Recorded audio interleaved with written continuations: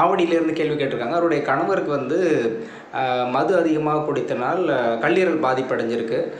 Doctor scan பண்ணி பார்த்ததுல கல்லீரல் அதிகமாக விரிவடைஞ்சிருக்கு அப்படின்னு சொல்லியிருக்கிறாங்க. அதை சர்ஜரி பண்ணணும்னு சொல்லியிருக்கிறாங்க. இது சர்ஜரி பண்ணாமல் இதை சரி செய்ய முடியுமா அப்படின்னு கேட்டிருக்காங்க. இதுக்கு உங்களுடைய பதில் என்ன டாக்டர்? 2 காரணங்கள். நம்பர் 1 கர்மா. தீவிரமான கர்மா அவருக்கும் அவருடைய குடும்பத்தினருக்கும் அதிகமாக இருக்கும் பொழுது இந்த மாதிரி கல்லீரல் வீங்கும். நம்பர் 1 ஃபஸ்ட் ரீசன் வந்து கர்மா தான், இன்டர்னல் ரீசன். அந்த கர்மாவை சரி பண்ணாமல் இவங்க எந்த ஹாஸ்பிட்டலுக்கு போய் எந்த டாக்டர்கிட்ட போய்ட்டு எந்த ட்ரீட்மெண்ட் எடுத்தாலுமே 3 பாதிப்புகள் இருக்கும். நம்பர் 1 பணம் செலவாயிட்டிருக்கும். நம்பர் 2 உடம்பு வந்து ஆரோக்கியம் அப்படியே நாளுக்கு நாள் பண்ணிக்கிட்டே வரும். நம்பர் 3 ஃபைனான்சியலாக அடி வாங்கிட்டே இருப்பாங்க. இது 3 கண்டிப்பாக நடக்கும்.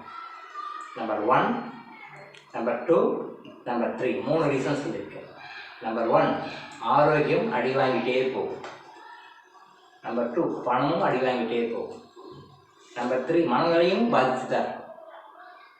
ரெக்கவர் பண்ண முடியும். இது எந்த ட்ரீட்மெண்ட்டில் போனாலும், இப்போ கர்மாவை சரி பண்ணாத வழி இதுக்கு போனாலும் இந்த ரிசல்ட் அவங்க பார்க்கலாம். மற்ற முறையில் ட்ரீட்மெண்ட் எடுத்து பார்க்கலாம். இதுதான் உண்மை. இப்போ ஒரு உறுப்பு வந்து ஏதோ ஒரு காரணத்தினால வீங்கிருக்கு. வீங்கி இருக்கும்போது அந்த உறுப்பை நீங்கள் வெட்டி எடுத்துட்டா நோய் சரியாக போடுமா? கொஞ்சம் நீங்களே திங்க் பண்ணி பாருங்கள். டாக்டர் பேஷண்ட் ரிலேஷன்ஷிப் வேண்டாம். டாக்டர் பேஷண்ட் ரிலேஷன்ஷிப்பே வேண்டாம். சாதாரணமாக திங்க் பண்ணுங்க. உடம்புல ஒரு உறுப்பு இருக்குது. அந்த உறுப்பு 1 மடங்கோட 2 மடங்காக பல்ஜாக இருக்குது. அதை வெட்டி எடுத்துட்டா அந்த நோய் சரியாக போயிடுமா? இல்லை அந்த வீங்கிறதுக்கு உண்டான காரணத்தை சரி பண்ணால் சரியாயிடுமா? எப்பொழுது ஒரு உறுப்பு வீங்கும்?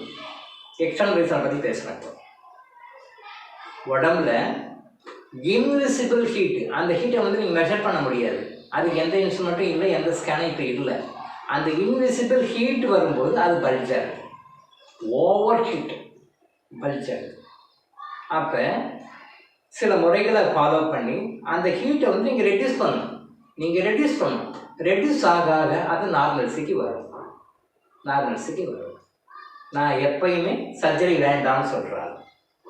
எதுக்குமே வாழ்க்கையில் எந்த ஒரு பிரச்சனைக்குமே சர்ஜரி வேண்டாம். சர்ஜரி நீங்கள் பண்ணீங்க அப்படின்னு சொல்லி சொன்னால் அதுக்கு பிறகு எழுதி வச்சுக்கோங்க. கண்டிப்பாக எழுதி வச்சுக்கோங்க. உங்களுடைய ஆரோக்கியம் அது வந்து டவுன்லைன்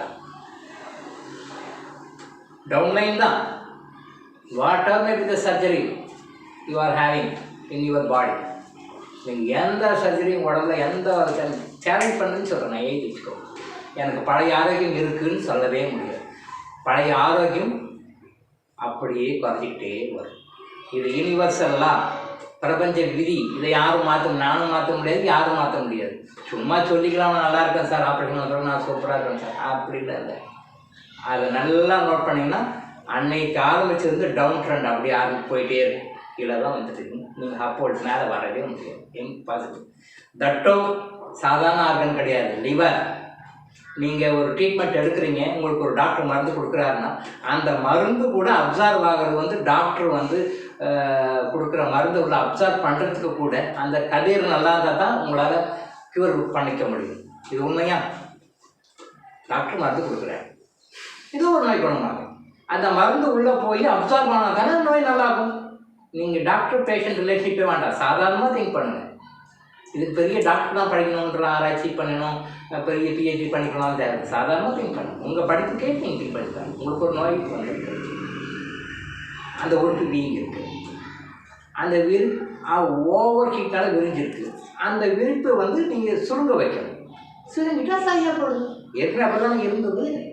நீங்கள் பிறக்கும்போது அப்படி தானே இருந்தது. பிறக்கும்போது பல்ஜாக இருந்தது இல்லை, சுருங்கி இருந்தது, கரெக்டாக இருந்தது. அந்த போர்ஷன் இப்போ டெவலப் ஆகிருக்கு.